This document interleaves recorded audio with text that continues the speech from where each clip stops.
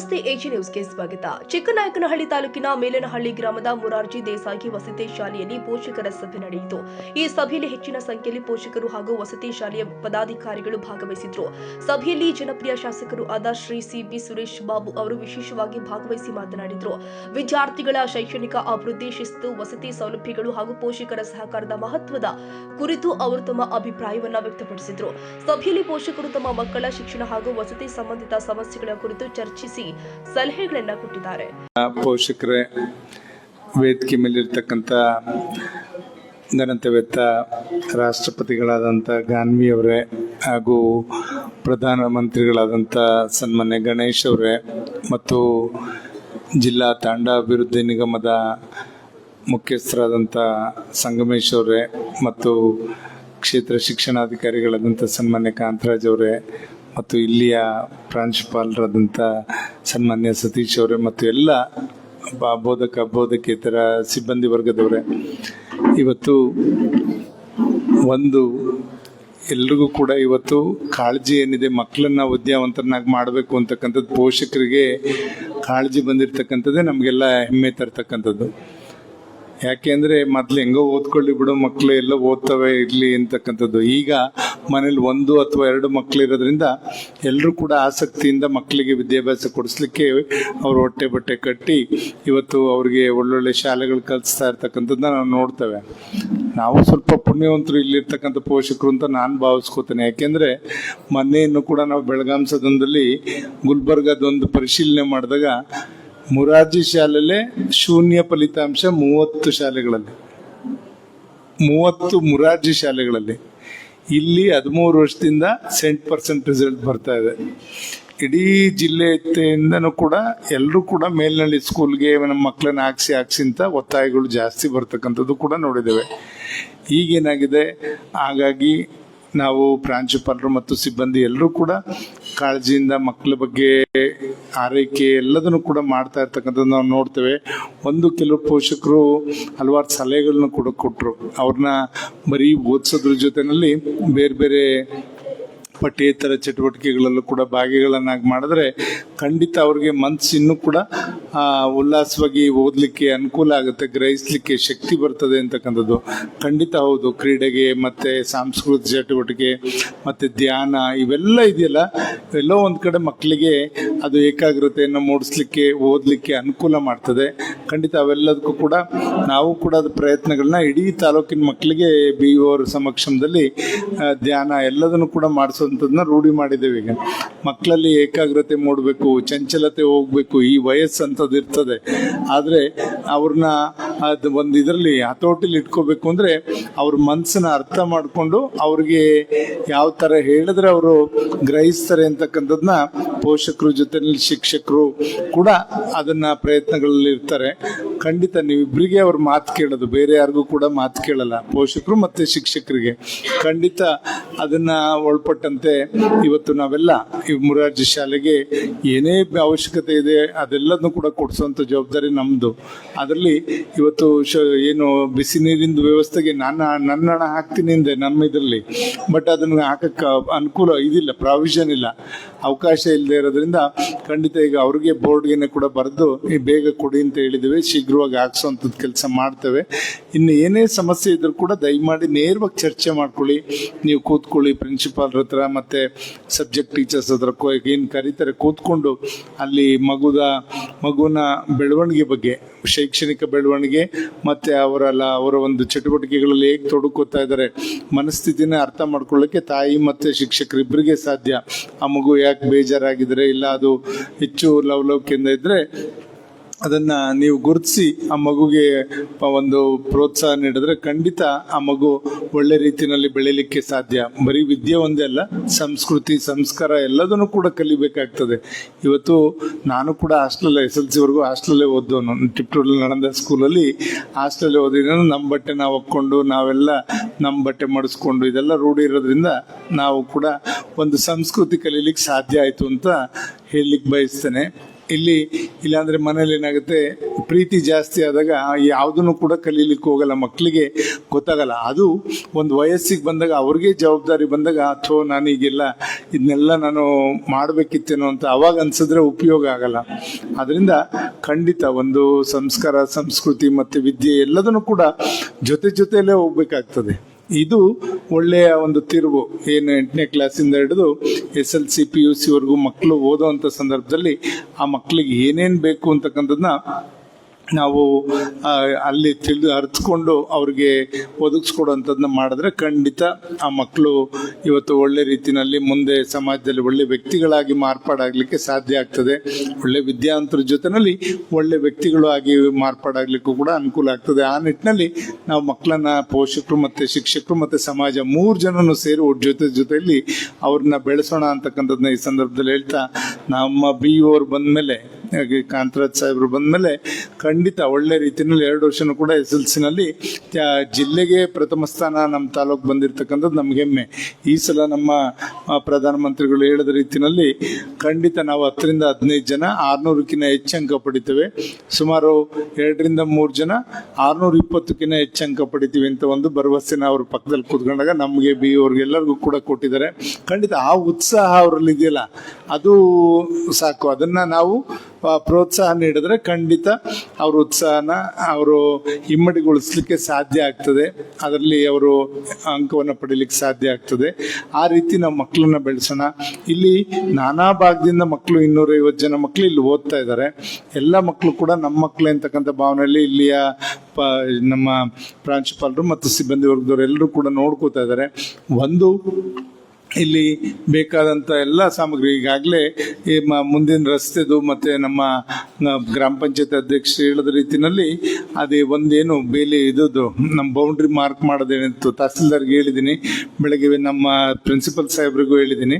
ಇಬ್ಬರು ತೊಗೊಂಡೋಗಿ ಅದನ್ನು ಮಾಡಿಕೊಂಡ್ರೆ ಅವ್ರ ಹತ್ರ ಹೋದರೆ ಖಂಡಿತ ಕಳಿಸಿ ನಾನು ಅದನ್ನು ಸರಿಪಡಿಸ್ಕೊಡ್ತೀನಿ ಅಂತ ಹೇಳಿದ್ದಾರೆ. ಅದೇನಿದೆ ದಾಖಲೆಗಳು ನೀವು ನಾಳೆ ತೊಗೊಂಡೋಗಿ ತಹಸೀಲ್ದಾರ್ ಹತ್ರ ನೀವು ತಾವು ಮಾತಾಡಿದ್ರೆ ಖಂಡಿತ ಅದನ್ನು ಸರಿಪಡಿಸ್ಕೊಡ್ತೇವೆ ಶೀಘ್ರದಲ್ಲಿ ಅಂತಕ್ಕಂಥದ್ದು. ಈ ಹೊರಗಡೆ ರಸ್ತೆದೇನಿದೆ, ರಸ್ತೆದು ಈಗ ಅನುದಾನನೂ ಕೂಡ ಹಾಕಿದ್ದೇವೆ, ಅದನ್ನು ಕೂಡ ಶೀಘ್ರವಾಗಿ ಮಾಡಿಸುವಂಥದ್ದು. ಈ ಮೇಲೆ ಕಿತ್ತೂರು ರಾಣಿ ಚೆನ್ನಮ್ಮ ಶಾಲೆವರೆಗೂ ಕೂಡ ಅದನ್ನು ಮುಂದುವರಿಸಲಿಕ್ಕೆ ಅದನ್ನು ಪ್ರಯತ್ನವನ್ನು ಮಾಡ್ತಾ ಇದ್ದೇವೆ ಅಂತಕ್ಕಂಥದ್ದು ಕೂಡ ಈ ಸಂದರ್ಭದಲ್ಲಿ ಹೇಳ್ತಾ, ಏನೇ ಇದ್ರೂ ನಿಮ್ಮ ಮಕ್ಕಳಿಗೆ ನಾವು ಒಂದು ತೀರ್ಮಾನಕ್ಕೆ ಬಂದ್ಬಿಟ್ಟಿದ್ದೇವೆ ತಾಲೂಕಲ್ಲಿ.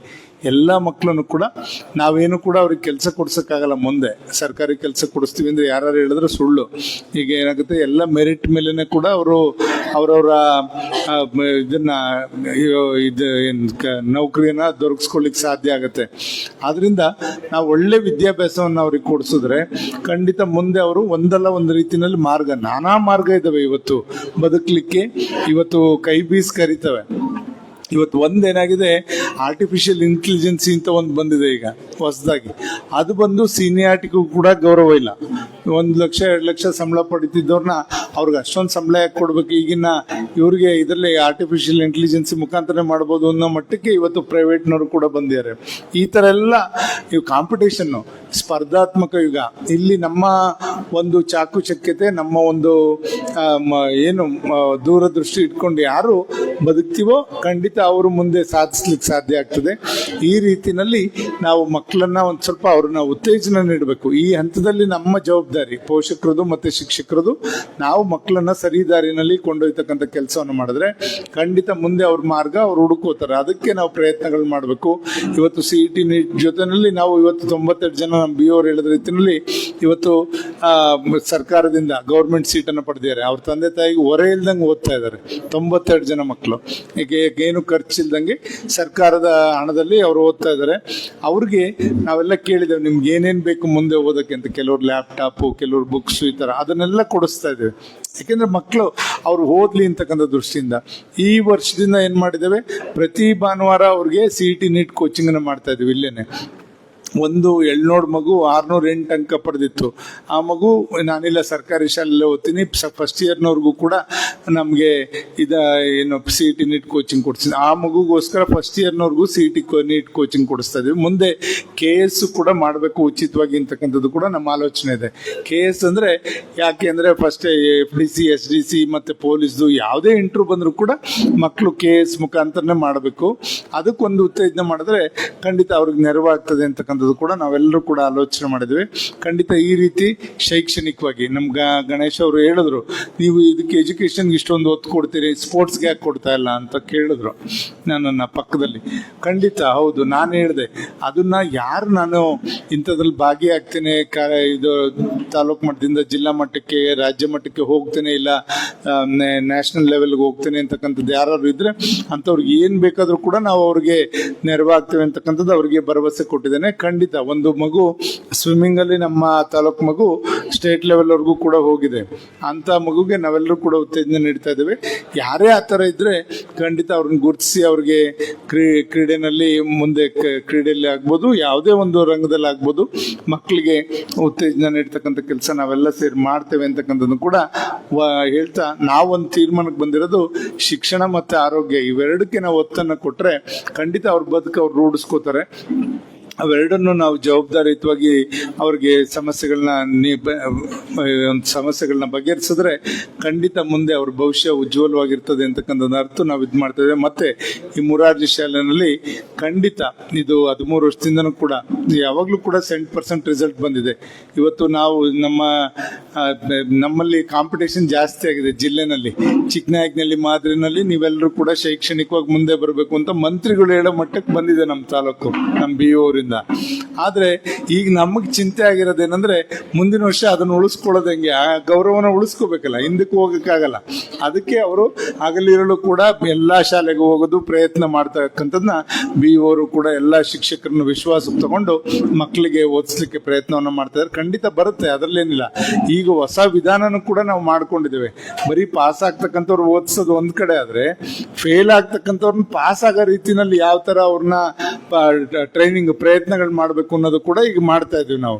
ಅವ್ರಿಗೆ ಬೇರೆ ಅದೆಂತ ಬುಕ್ಕು ಸರ್, ಸಂಜೀವಿನಿ ಅಂತಕ್ಕಂಥದ್ದು ಒಂದು ಪುಸ್ತಕವನ್ನು ಮಾಡಿ ಒಂದು ಯಾವುದೋ ಪ್ರೈವೇಟ್ ಒಂದು ಸಂಸ್ಥೆಯವರು ಅವ್ರಿಗೆ ಅದಕ್ಕೆಲ್ಲ ಏನು ಶಿಕ್ಷಣ ನೀಡ್ತಾ ಇರ್ತಕ್ಕಂಥ ಶಿಕ್ಷಕರಿಗೆ ಅವ್ರಿಗೆ ಪ್ರೋತ್ಸಾಹಧನವನ್ನೆಲ್ಲ ಕೊಟ್ಕೊಂಡು ಈ ತರ ಸಂಜೀವಿನಿ ಕ್ಲಾಸಸ್ ಕೂಡ ಈಗ ನೆರವೇರಿಸ್ತಾ ಇದೀವಿ.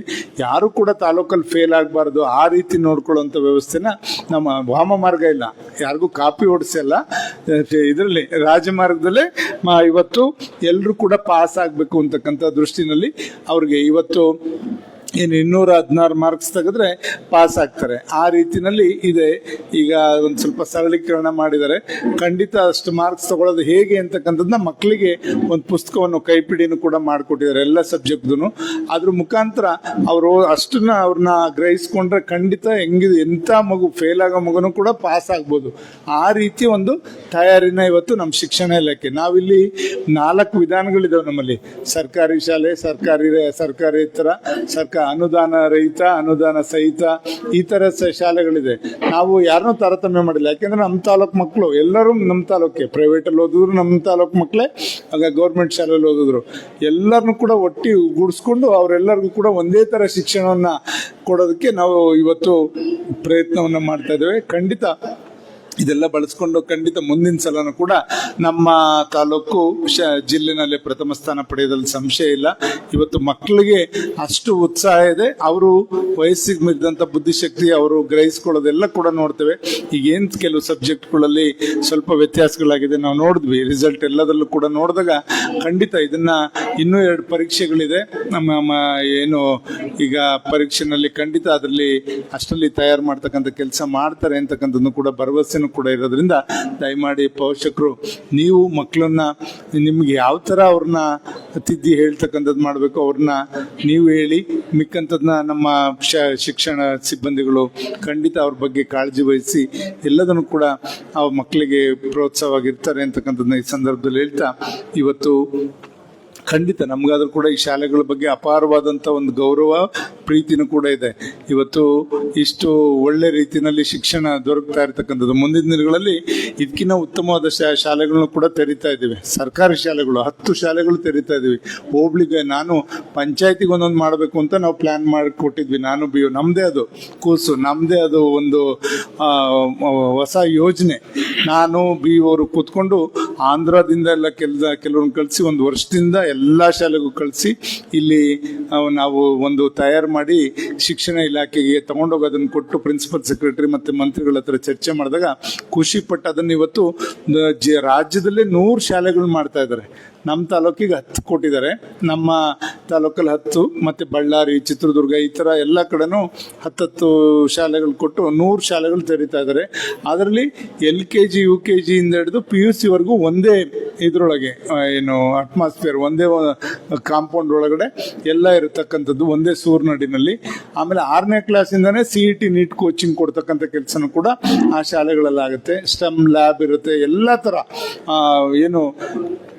ಮುಂದುವರೆದು ಪ್ರೈವೇಟ್ಗಿನ್ನ ಹೆಚ್ಚಿನ ರೀತಿಯಲ್ಲಿ ಅಲ್ಲಿ ಸವಲತ್ತು ಇರೋ ರೀತಿಯಲ್ಲಿ ಉಚಿತವಾಗಿ ಮಕ್ಕಳಿಗೆ ಸರ್ಕಾರ ನೀಡ್ತಕ್ಕಂಥ ರೀತಿಯಲ್ಲಿ ನಾವು ಇವತ್ತು ಶಾಲೆಗಳನ್ನ ಇವತ್ತು ಪ್ರಿನ್ಸಿಪಲ್ ಸೆಕ್ರೆಟರಿ ಹತ್ರ ನಾನು ಕೂಡ ಮಾತಾಡಿದೆ. ಜನವರಿಲಿ ಅದೇನಾರು ಮಾಡಿ ನಾವು ಪ್ರಾರಂಭ ಮಾಡಬೇಕು. ನಾನು ಶುಕ್ರವಾರ ಅದನ್ನು ಕೂತ್ಕೊಂಡು ಅದು ಮೀಟಿಂಗ್ ಮಾಡಿ ತಮ್ಗೆ ಹೇಳ್ತೀನಿ ಅಂತಲೂ ಕೂಡ ಇವತ್ತು ನಾನು ಬರ್ತಾ ಇದ್ದಾಗ ಹೇಳಿದ್ರು. ಖಂಡಿತ ಈ ಥರ ಶಾಲೆಗಳು ತೆರೆದ್ರೆ ಯಾರೇ ಆಗಲಿ, ವಿದ್ಯೆ ಯಾರು ಸೊತ್ತು ಅಲ್ಲ, ಯಾರು ಕದಿಯೋಕ್ಕಾಗಲ್ಲ, ಶ್ರೀಮಂತರು ಸೊತ್ತು ಅಲ್ಲ, ಮತ್ತೊಬ್ರದಲ್ಲ. ಯಾರು ಸಾಧಿಸ್ತಾರೆ, ಯಾರು ಓದ್ತಾರೆ ಅಂಥವ್ರ ಸೊತ್ತು. ಅದರಿಂದ ನಮ್ಮ ಕೈಲಿ ಎಲ್ಲಾಗುತ್ತೆ ಅಂತ ಕೈ ಚೆಲ್ಲಿ ಕೂತ್ಕೊಳ್ಳೋಂಥ ಕೆಲಸ ಯಾರೂ ಪೋಷಕರಿಗೆ ಮಾಡ್ತಾ ಇಲ್ಲ. ಖಂಡಿತ ನಮ್ಗೆ ಅದು ಗೌರವ ಇದೆ. ಆದ್ದರಿಂದ ಯಾವತ್ತೂ ಮಕ್ಕಳ ವಿದ್ಯಾಭ್ಯಾಸಕ್ಕೆ ನೀವು ಕೊರತೆ ಮಾಡಬೇಡಿ. ಏನೇ ಇದ್ರೂ ಕೂಡ ನಾವೆಲ್ಲ ನಿಮ್ಮ ಜೊತೆ ಇರ್ತೇವೆ. ಮಕ್ಕಳ ಓದೋದಕ್ಕೆ ಯಾರೂ ಕೂಡ ನಿಮ್ಮ ಕೈಲಿ ಆಗಲಿಲ್ಲ ಅಂತ ಓದಿಸೋದನ್ನ ಯಾವತ್ತೂ ಕೂಡ ನಿಲ್ಲಿಸ್ಬೇಡಿ. ನಾವೆಲ್ಲ ಮಕ್ಕಳ ಬಗ್ಗೆ ಒಂದು ಪ್ರೀತಿ ಇಟ್ಕೊಂಡು ಅವ್ರು ಏನು ಮಾಡಿದ್ದಾರೆ, ನಮ್ಮ ಹೊಟ್ಟೆಲಿ ಹುಟ್ಟಿರೋದೇ ತಪ್ಪ ಇಲ್ಲ. ಅದನ್ನು ಅವ್ರಿಗೆ ಏನಾರು ಮಾಡಿ ಒಳ್ಳೆ ವಿದ್ಯಾಭ್ಯಾಸ, ನಾವು ಮಾಡಿದಂಥದ್ದನ್ನೇ ಕೂಲಿ ಮಾಡಬೇಕಾ ಮತ್ತೆ ಇಲ್ಲ ಇನ್ನಾರು ಬೇರೆ ಕಸಬು ಮಾಡಬೇಕಾ? ಬೇಡ, ಅವನು ಒಳ್ಳೆ ಆಫೀಸರ್ ಆಗಲಿ. ಆ ಥರ ಮನೋಭಾವನ ನೀವು ಛಲ ಇಟ್ಕೊಂಡು ಬೆಳೆಸಿದ್ರೆ ಖಂಡಿತ ಇವತ್ತು ಒಳ್ಳೆ ವಿದ್ಯಾಭ್ಯಾಸ ಕೊಡಿಸ್ಲಿಕ್ಕೆ ಸಾಧ್ಯ. ಆ ಮಗುಗೂ ಕೂಡ ಆ ಥರ ಪ್ರೀತಿ ವಿಶ್ವಾಸದಿಂದ ಹೇಳಿದ್ರೆ ಅದು ಕೂಡ ಅರ್ಥ ಮಾಡ್ಕೊಳ್ಳೋಂಥ ಶಕ್ತಿ ಈಗಿನ ಮಕ್ಕಳಲ್ಲಿದೆ. ಇದೆಲ್ಲದನ್ನು ಕೂಡ ನಾವು ಇವತ್ತು ಮಕ್ಕಳಲ್ಲಿ ಒಳ್ಳೆ ರೀತಿಯಲ್ಲಿ ಸಮಾಜಕ್ಕೆ ಒಳ್ಳೆ ವ್ಯಕ್ತಿಯಾಗಿ ಬರೋ ರೀತಿಯಲ್ಲಿ ನಾವು ಇವತ್ತು ಮಕ್ಕಳನ್ನ ಬೆಳೆಸೋಣ ಅಂತಕ್ಕಂಥದ್ದನ್ನ ಈ ಸಂದರ್ಭದಲ್ಲಿ ಹೇಳ್ತಾ ಇಲ್ಲಿ ತಮ್ಮ ಜೊತೆ ಕೆಲವು ಮಾತನ್ನ ಹಂಚ್ಕೊಳ್ಳಿಕ್ಕೆ ಅವಕಾಶ ಮಾಡಿಕೊಟ್ಟಂತ ಎಲ್ಲ ಪ್ರೀತಿಯ ಪೋಷಕರಿಗೂ ಮತ್ತೆ ಪೂಜ್ಯ ಎಲ್ಲ ಶಿಕ್ಷಕರಿಗೂ ಮತ್ತೆ ನಮ್ಮ ಮಕ್ಕಳ ಪ್ರತಿನಿಧಿಗಳಿಗೂ ಎಲ್ರಿಗೂ ವಂದಿಸಿ ನನ್ನ ಮಾತು ಮುಗಿಸ್ತೇನೆ. ಜೈ ಹಿಂದ್, ಜೈ ಕರ್ನಾಟಕ ಮಾತೆ. ಸ್ವಾಮಿ ಶರಣರು. HS Zafarulla, Chikkanayakanahalli, AG news. ಕನ್ನಡಿಗರ ಮೆಚ್ಚಿನ ನಿಮ್ಮ AG 24/7 ನ್ಯೂಸ್ ಕನ್ನಡ ವಾಹಿನಿ ಇದೀಗ ಟಿವಿಯಲ್ಲಿ ಲಭ್ಯ. ವೇಳೆ ನೋಟಿಸ್ ಕೊಟ್ಟಿದ್ರೆ ವಾಪಸ್ ತಗೋತೀವಿ. ಇವತ್ತು ವಕ್ಫ್ ಪ್ರಾಪರ್ಟಿ ಅಂತೇಳಿ ಬರ್ತದೆ ಅಂತ ಹೇಳಿದ್ರೆ ರೈತರು ಬೀದಿಗೆ ಬಂದ್ರೆ ಏನ್ ಮಾಡ್ಬೇಕಾಗತ್ತೆ? ಯಾರು ವೋಟ್ ಹಾಕಲಿಲ್ಲ ಅಂದ್ರೆ ಗ್ಯಾರಂಟಿನೆಲ್ಲ ಸ್ಟಾಪ್ ಮಾಡ್ಬಿಡ್ತೀವಿ.